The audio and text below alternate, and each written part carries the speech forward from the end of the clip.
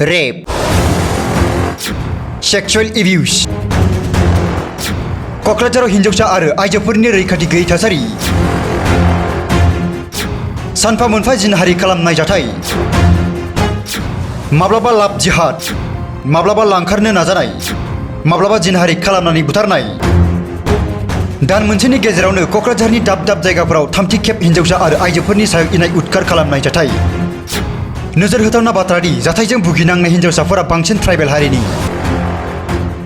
आइजो माहारिया रैखाथि गैयै थासारिखौ नोजोर होनानै क'क्राझारनि गुबुन गुबुन आफाद गौथुमफोरा खौसेयै गारां दैखांदों। बावैसो बोसोर सिगां क'क्राझार जिल्लानि सिङाव थानाय अबयाकुटियाव सानै ट्राइबेल हिन्जावसाफोरखौ हानजायै जिनाहारि खालामनानै बुथारनाय जाथायनि उनावबो क'क्राझारनि दाब दाब ओनसोलफोराव हिन्जावसा आरो आइजोफोरनि सायाव उदखार खालामनाय जाथाया थाद'नाय गैयै सोमजिबोबाय थादों। बावैसो सानफोर सिगां बावखुंग्रि ओनसोलाव सानै बर' हिन्जावसाफोरखौ माइनरिटि हारिनि दुथांफोरा जिनाहारि खालामनाय जाथाय सोमजिदों। बेनि उनाव सालाकाटि ओनसोलाव सासे मुस्लिम सेंग्राया सासे बर' हिन्जावसाखौ मोजां मोननायनि जेयाव फोनांना गाज्रि फट' आरो भिडिअ भाइरेल खालामदों। बेनि उनाव आरोबाव थांनाय सानखालि सालाकाटि हालामावनो सासे हिन्जावसाखौ हानजायै जिनाहारि खालामनाय जाथाया सोमजिबावदों। आइजो माहारिनि सायाव बेफोरबायदि इनाय उदखार खालामबाय थानायनि फारसे गोख्रों नोजोर लाखिनो आरो दायनिगिरिफोरखौ गोख्रों साजा होनांगौनि दाबिजों दिनै गुबुन गुबुन आफाद गौथुमफोरा खौसे जानानै क'क्राझार जिल्ला बेंगिरिनि गेजेरजों आसामनि गिबि मन्त्रि डक्टर हिमन्त बिश्व शर्मानिसिम गोसोखां बिलाइ गथायदों। सालाকাটি যোৱাকালি যি নাবালিকাক ধৰ্ষণ কৰিলে তিনিজন পাখণ্ডই, আমি ক'ব বিচাৰোঁ, মই ক'ব বিচাৰিছোঁ যে এছাম বিশেষ সম্প্ৰদায়ৰ মাজত একাংশৰ মাজত এই ধৰণৰ অপৰাধ প্ৰৱণতা ডে বাই ডে বৃদ্ধি হৈছে। আপোনাৰ চেনেলৰ জৰিয়তে মাননীয় মুখ্যমন্ত্ৰী ডক্টৰ হিমন্ত বিশ্ব শৰ্মা ডাঙৰীয়াক আমি আহ্বান জনাইছোঁ যাতে ভৱিষ্যতে এই ধৰণৰ অপৰাধী বৃদ্ধি নহয়, তাৰ বাবে কঠোৰতম যি শাস্তি ফাষ্ট ট্ৰেক আদালতত এই তিনি নৰপিশাচক ফাঁচি দিব লাগে। বিচাৰ প্ৰক্ৰিয়া তীব্ৰতৰ কৰি ফাষ্ট ট্ৰেক আদালতত বিচাৰ প্ৰক্ৰিয়া হ'ব লাগে। আৰু তাত আমি গম পাইছোঁ যে তাত থকা যিসকল অপৰাধী, সেই বিশেষ সম্প্ৰদায়ৰ একাংশ সেইসকল ব্যক্তি, তেওঁলোকে অবৈধভাৱে তাত মাটি দখলদাৰী হিচাপে ফৰেষ্টৰ মাটিত ঘৰ বান্ধি আছে। গতিকে অতি শীঘ্ৰে তেওঁলোকে উচ্ছেদ কৰিব লাগে। তেওঁলোকৰ NRC উপযুক্ত নথি পত্ৰ আছেনে নাই সেইসমূহ পৰীক্ষা কৰিব লাগে। মুঠতে আমাৰ কথা হ'ল এই ধৰণৰ অপৰাধ প্ৰৱণতা দুনাই যাতে নহওক। দুদিন আগত একেই ঘটনা 2-4 দিন আগত কোকৰাঝাৰ জিলাত বা নামনি অসমত ক্ৰমান্বয়ে এই ধৰণৰ বৃদ্ধি হৈছে।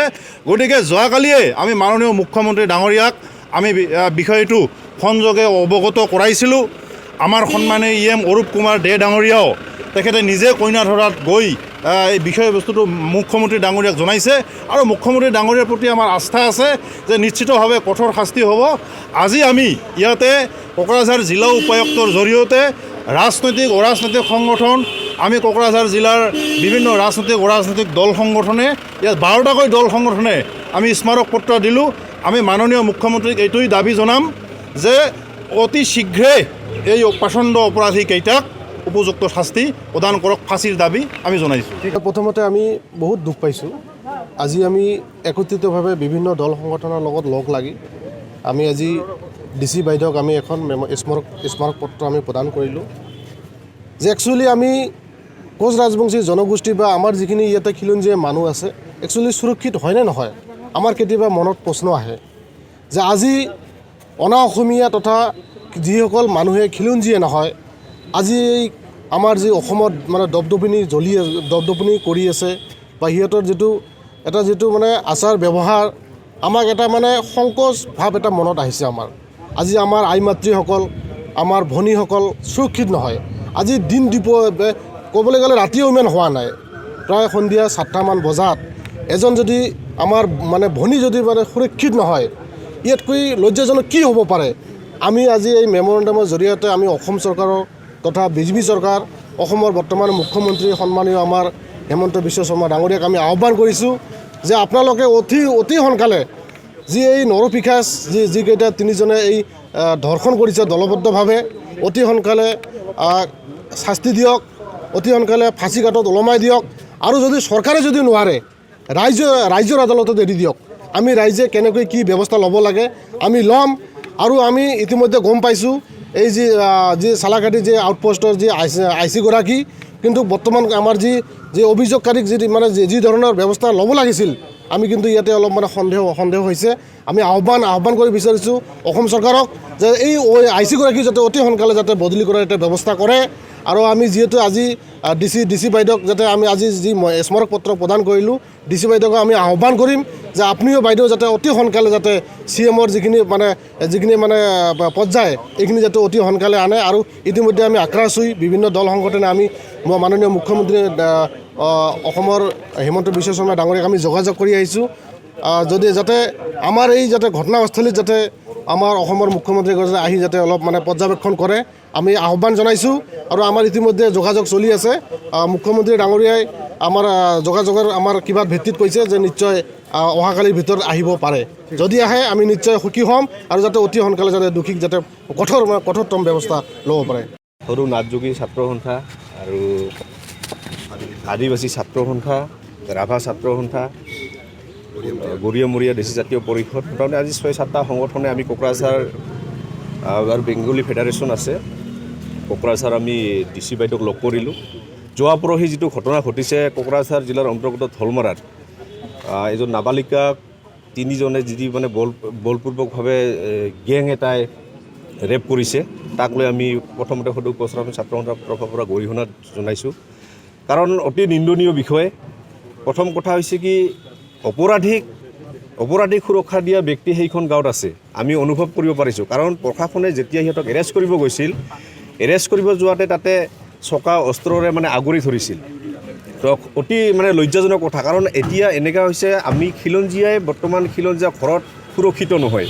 তাৰ কাৰণে আমি অসমৰ মাননীয় মুখ্যমন্ত্ৰী ডক্টৰ হিমন্ত বিশ্ব শৰ্মা ডাঙৰীয়াক এটা কথাই ৰিকুৱেষ্ট কৰিব বিচাৰিছোঁ খিলঞ্জীয়াৰ যাতে অস্তিত্ব ৰখাৰ কাৰণে আপুনি যিটো চৰকাৰত আহিছে আপুনি খিলঞ্জীয়া ৰক্ষা কৰক। নহ'লে যিটো পৰিৱেশ চলি আছে অতি দুখ লগা কথা। কাৰণ যিখন গাঁও সেইখন গাঁৱত আমি জনামতে অবৈধভাৱে দখল কৰি আছে বুলি আমি গম পাইছোঁ। আজি জিলা প্ৰশাসনক আমি এইটো দাবী জনালোঁ অতি সোনকালে সিহঁতক কৰিব লাগে, ব্যৱস্থা কৰিব লাগে। কি ব্যৱস্থা কৰিলে সিহঁতক ভাল হয় আৰু যিকেইজন নৰবিশ্বাস সিহঁতক ফাঁচি হ'ব লাগে। আৰু আমি জিলাৰ SP আৰু এডিশ্যনেল SP মহোদয়ৰ নেতৃত্বত যাতে চাৰ্জশ্বিটখন তৈয়াৰ হয় আৰু অতি সোনকালে যাতে চাৰ্জশ্বিটখন দিয়াৰ ব্যৱস্থা কৰে তাক আমি আহ্বান জনাইছোঁ। সদৌ অসম গৰিয়ামৰী দেশী জাতীয় পৰিষদৰ তৰফৰ পৰা আমি প্ৰথমতে ধলমাৰা যি নিন্দনীয় ঘটনা হৈছে তাক আমি কঠোৰ ভাষাৰে নিন্দা কৰিছোঁ। আৰু অনতি পলমে যাতে এই দোষীসকলে কঠোৰ শাস্তি পায় তাৰ কাৰণে প্ৰশাসনক আমি ইতিমধ্যে দাবী জনাই স্মাৰক প্ৰদান কৰিছোঁ। আৰু এটা কথা এই ধৰ্ষণ কাণ্ডক যাতে কোনো পক্ষেই ধৰ্মীয় গইনা লৈ দোষীক যাতে বচোৱাৰ কাৰণে চেষ্টা নকৰে তাৰ কাৰণে আমি কিন্তু সকীয়াই দিছোঁ।